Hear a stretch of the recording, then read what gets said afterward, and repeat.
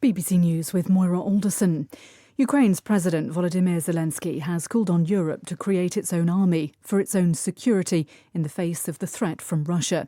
He told the Munich Security Conference that the old relationship between the US and Europe that had lasted decades was ending and Europe needed to adjust to that. 3 Israeli hostages released by Hamas in Gaza have arrived at a military facility in southern Israel. They'll undergo medical examinations and meet family members. The first bus carrying freed Palestinian prisoners has also arrived in Ramallah.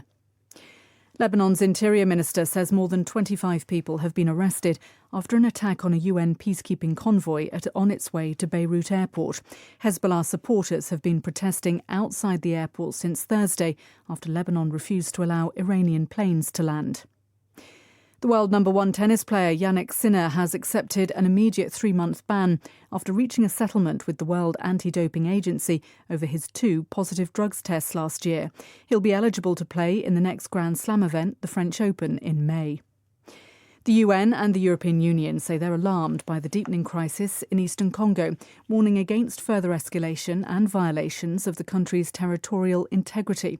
The Congolese president has accused Rwanda of expansionist ambitions and called for international sanctions.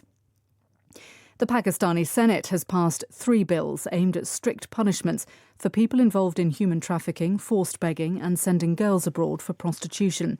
The law minister said several Gulf countries had complained that Pakistanis who go on religious pilgrimages or under the pretext of visiting relatives were involved in begging and that gangs were behind them. Hundreds of people have turned up at a Hong Kong church to mourn the former opposition lawmaker Shiu Ka-chun, who died last month. He was an advocate for prisoners' rights. That's the latest BBC News.